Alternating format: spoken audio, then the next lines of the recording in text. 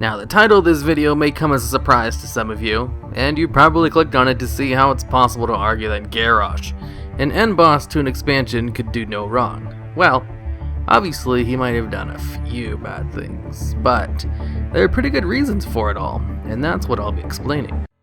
Garrosh was introduced in the Burning Crusade as a brooding orc in Nagrand. Garrosh knows that it was his father that drank the demon blood first and doomed his race to the fate they had now. He lived most of his life thinking his father was a big screw-up, and in the family-centric culture that the orcs have, was a thing to legitimately be ashamed of. Garrosh was ashamed and afraid of his legacy, until one day Thrall shows up and is all like, "Nah dog, your father was actually the savior of the orcs, not the cause of the downfall. Come join my army and embrace the Hellscream name." And Garrosh does. For the first time in his life, he's proud of what his father is, and what he did. And he wants to be just as good, if not better than his father. Of course, Thrall totally whitewashed the history of the Horde, but he was just trying to cheer him up. This will be the first of many mistakes Thrall made, which led to Garrosh's death. Now, Garrosh is a part of the Horde, and even becomes a general and leads the Warsong clan in battles against the Alliance. Now, let me take a moment to explain Orcish culture a little bit. All the clans compete against each other for territory and dominance. They have a very warlike culture, and never united because they were too busy fighting each other. All of a sudden, the demons intervene and all the orc clans unite. With them not infighting anymore, they have to compete against something, and that's how the Warcraft story started, with Kil'jaeden taking advantage of Orcish culture to wipe out the Draenei. Now, back to Garrosh. Garrosh has an enemy to fight, the Alliance and the Lich King. When you do quests for Garrosh in the Boron Tundra, Hellscream sends you out to fight both, and you help him secure a foothold to eventually fight the Lich King, the big man himself who ravished the human kingdoms and destroyed the High Elves. And, by some miracle, he was successful. He was front and center when Arthas fell. Hellscream is the one who gives you the buff in ICC to make the instance easier. Garrosh is seen as a hero to the Horde, especially the young orcs. He's also in the presence of Thrall, who takes him with him to important meetings, as you can see in the Ulduar intro cinematic. Garrosh has proven himself in a pretty short amount of time as someone worthy of his legacy, and even comes to see Thrall as a sort of father figure. Then the Cataclysm happens. Orgrimmar is pretty banged up from what Deathwing did, and Thrall wants to take off and become Jesus. He decides to put Hellscream in charge because he is well loved by the orcs. But Hellscream tells Thrall, "No way dude, I'm a fighter, not a diplomat. This is a bad idea." And Thrall was like, "Well, too bad dude, I'm doing it anyway, lol." And thrust the title of War Chief on an unwilling Garrosh when the Horde was in the middle of a crisis. So, what does an orcish war hero do when put in charge of the Horde? Well, he runs it like an orc from Draenor would run things.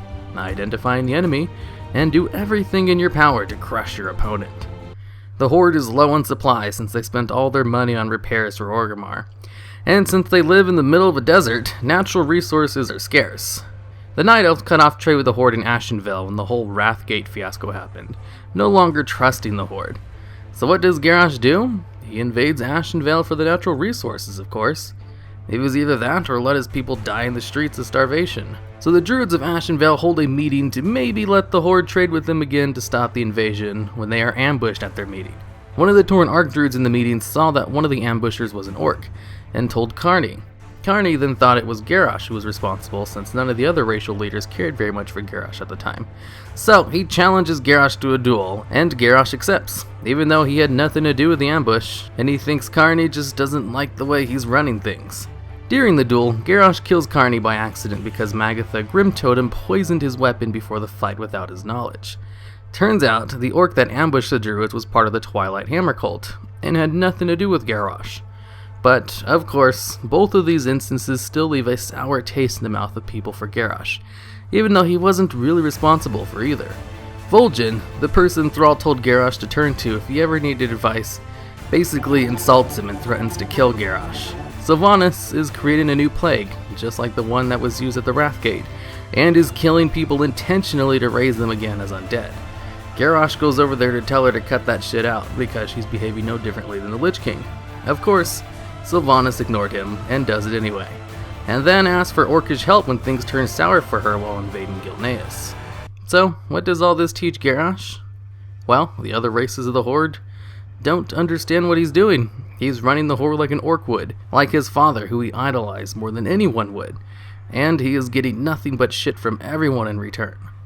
When one of his own men kill a village of peaceful druids, he personally comes to the location and kills the commander in charge, because there's no honor in killing people who aren't even fighting back. Garrosh's philosophy is about finding an opponent and defeating them by any means necessary, not killing peaceful villages for no reason. So, Garrosh continues his campaign against the Alliance. He's been at war with the Alliance since he's joined the Horde. Why would he stop fighting them now when they are being openly hostile towards him? So, he decides to take out the Alliance foothold right in his front yard. People may question Garrosh for blowing up the entire city, but they were at war. It's not like he just flew over Theramore one day and dropped the nuke. No, they had been fighting for weeks, if not months before that. Then the hidden continent of Pandaria was discovered. A giant, brand new land filled with natural resources. Of course he's going to want to get his hands on it. The Alliance do the same thing as well. While there, he also finds all kinds of artifacts, powerful ones that could boost the power of the Horde. He'd be stupid not to try and put them to good use. After finding the heart of Y'Shaarj, Garrosh finally has enough power to accomplish the goal of the Horde, to take out the Alliance and control the world, united under one leader.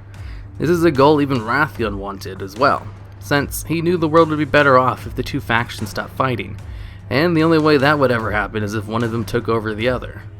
So Garrosh takes all of his new wonders from Pandaria back to Orgrimmar to prepare for the coming war. It's then that the other races of the Horde rebel. It doesn't matter, he doesn't need them anyway. They've been nothing but a dick to Garrosh the whole time he's been war chief. But then Thrall himself joins the fray.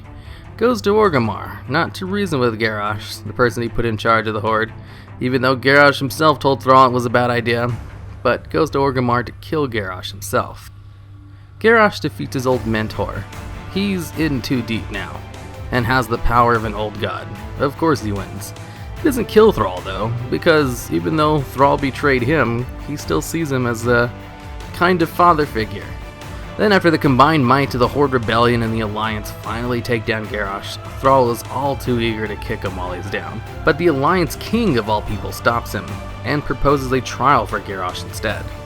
And of course Garrosh gets lampooned at his trial. Anyone on the losing side of a conflict is going to come out of it looking like a bad person. But despite all he did during his reign as the war chief, the Celestials, ancients who have lived thousands of years, and are thought of as pinnacles of wisdom and intelligence by the Pandaren, think Garrosh deserves to live and spare his life at the trial. The Celestials themselves think it wasn't completely Garrosh's fault. It's then that the Bronze Dragon Trader and Wrathion break Garrosh out of the courtroom and take him to an alternate Draenor to build an army to stop the Legion. But Garrosh has different plans. He wants to meet his own father himself, since he probably won't get a chance like this ever again. He meets up with his dad, in disguise, and is able to convince him to never drink the demon blood, saving the orcs from demonic influence. But meanwhile, on Azeroth, Thrall is not happy about Garrosh escaping. When the Iron Horde comes through the portal to invade the Blasted Lands, Thrall sees this as a chance to finally kill Garrosh. Thrall tracks down Garrosh into Grand and challenges him to Mak'gora. What's the first thing Thrall says to Garrosh as they're about to fight? You must answer for your crimes, Garrosh. Totally ignoring the fact that Celestials themselves, beacons of wisdom who have lived tens of thousands of years, said, dude, Garrosh isn't completely to blame. No, Thrall is out for blood, and Garrosh is rightfully pissed and attacks. Now, Garrosh was a pretty damn good fighter, but so is Thrall, who was raised as a warrior and became a shaman later on in life. They're pretty evenly matched, so neither side really knows who's going to win. Garrosh tells Thrall, all I did for the Horde, because that's exactly what he did. Who was Thrall to get mad at him for doing what he thought was in the best interest of the Horde? Thrall spits on this idea and tells him, no, you failed the Horde. Garrosh, while beating Thrall's smug face in, tells him, you're the one who put me in charge. You left me to pick up your pieces. If anything, you failed me. And this is where Thrall cheats. He thinks he's in the right. He thinks Garrosh was alone responsible for crumbling the Horde. And in a duel where the rules are as follows, each participant is allowed to use one weapon. Body armor is forbidden. Each participant needs at least one witness.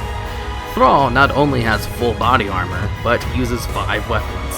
His hammer, fire, wind, earth, and nature magic. Garrosh only had on his pants and one weapon, like you're supposed to have. Then, as Garrosh was about to die, being killed by the man who both set him on the path to glory and set him on his own downfall, his last words are to tell Thrall exactly this: "You've made me what I am." And Thrall denies any part or blame for his actions and executes Garrosh. And that's the end of the video. Was I able to convince you that Garrosh did nothing wrong? At the very least, do you see Garrosh in a more positive light? If so, that's propaganda working at its finest. Everything sounds better if you only tell the good parts of the story, and either ignore or leave out the negatives.